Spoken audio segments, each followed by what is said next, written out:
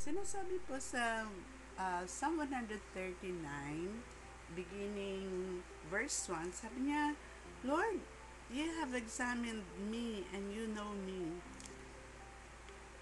You know everything I do. Far away, you understand all my thoughts. You see me whether I am working or resting. You know all my actions. Even before I speak, you always know what I will say. You are all around me on every side. You protect me with your power. Your knowledge of me is too deep and it is beyond my understanding. So, yun po yung sinasabi dito, no? Psalm 139 hanggang verses 1 to 6. Talagang ang Panginoon, alam na alam niya kung ano yung ating iniisip, yung ating uh, ginagawa, ano yan, alam na alam ng Lord yan. Kasi, He is omniscient. Ano yung omniscient? He is all-knowing. Siya po yung God natin. Ang pangalan niya ay Yahweh.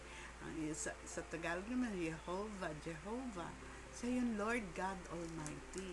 No? Okay, so, noong December 27, sabi ko sa kanya, Lord, ano po ba yung gusto niyo pong sabihin sa akin ngayon? So, ayan, bago natin malaman ko ano ba yung sinabi niya, ay kung hindi ko pa kayo subscriber, mag-subscribe na po kayo. I-like nyo na rin and i-share. And also, press the notification bell para kapag mayroong video ang Lola, notify kayo.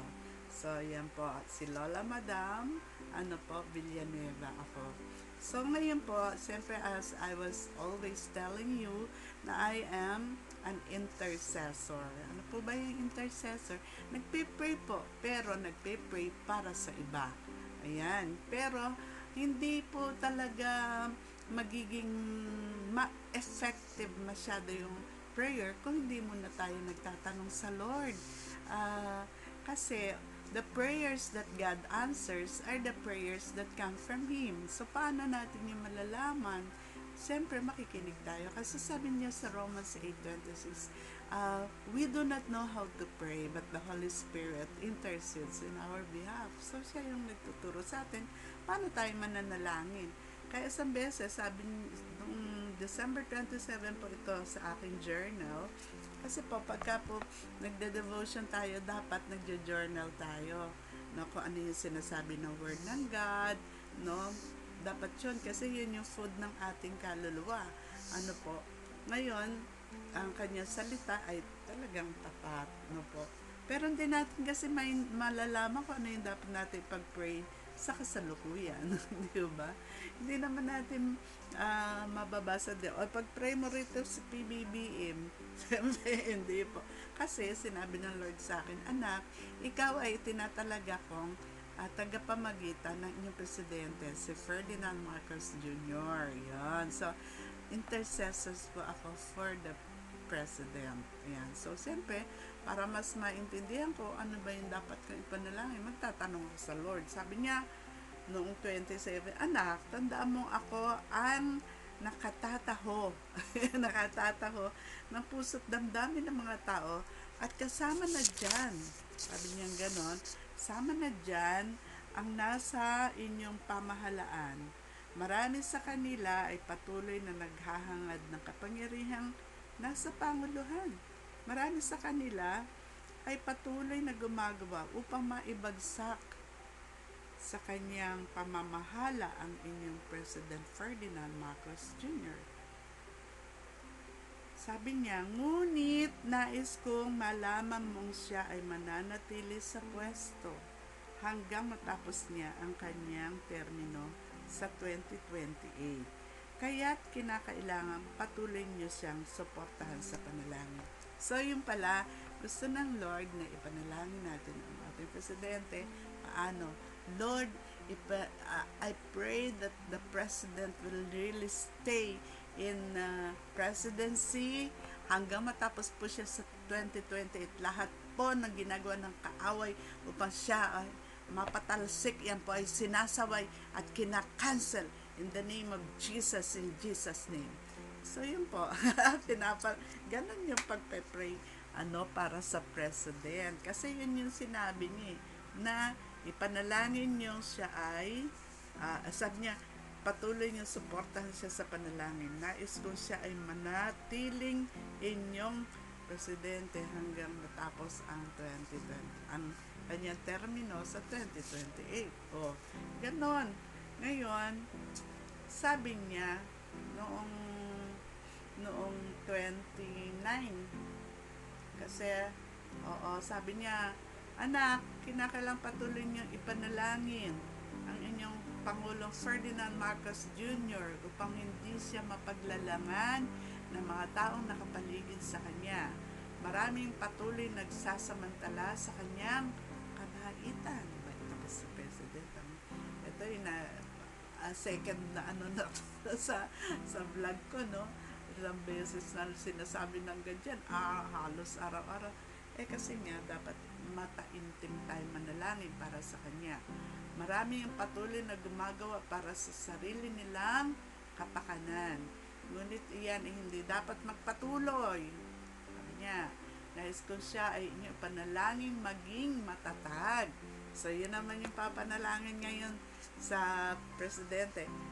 Na siya ay panalangin maging matatag sa kanyang mga desisyong ginagawa at iyan ay para sa kapakanan, kanino pong kapakanan sa inyong bansa, yung sinasabi ng Lord.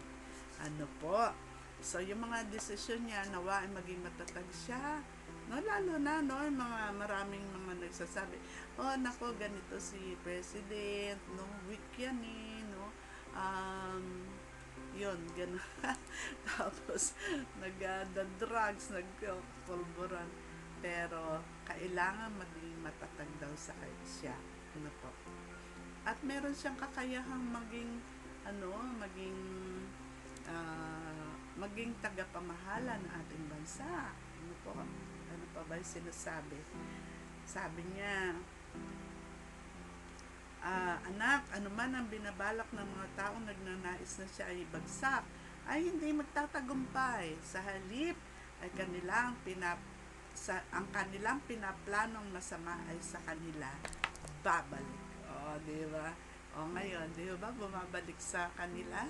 Narinig natin yung mga sinasabi nila na kailangan mapatalsik siya. No, si President, pupirma tayo ng manifesto, etc. Kasi ayaw natin sa presidenteng nagda-drugs. Ganun ba? Mga black propaganda po yan, mga kababayan. Kaya sabi niya, ipanalangin natin hindi siya matinag. Tapos, tayo rin, dapat hindi rin tayo natitinag sa ating pagsuporta sa ating Pangulo. Anuman ang maiitim na nangyayari sa kanyang paligid. Huwag kayong matatakot na gumawa ng mga vlogs katulad sa akin. Sige po Lord, ganyan. Sabi niya, ano ba yung kanina? Hindi. So, yun nga po, kailangan po ipanalangin natin maging matatag ating presidente. Napakahalaga po na siya po ay manatili hanggang 2028. Ayan po. No? So, mga kababayan, yun po yung pag-pray natin. Ayan po. Lord, patuloy na bibigyan niyo nga po ng wisdom ang aming president, Panginoon. At Lord, yung talagang maging matatag po siya sa mga kanyang mga desisyong gagawin upang napakahalaga po niya para po sa kapakanan ng aming bansa, o Panginoon. Hallelujah. Lord, iingatan niyo po ang aming president at Lord, maging maayos sa kanyang pamamahala, o Panginoon, at hayaan niyo na kami ng mga mamamayan talagang suportahan po siya sa panalangin. Kaya iingatan niyo po yung president namin, Lord. Patuloy na bibigyan ng karunungan, ng kalusugan, o Panginoon. Hallelujah. Yes, Lord. At siya po ay magtatagumpay na maging mapayapa at maunlad ang bansa hanggang siya po ay makatapos ng kanyang termino. Maraming salamat po. Yan po ay yung panalangin natin. At ito po si Lola Madam na magsasabi na kapag ang Diyos ang ating gabay, kaysa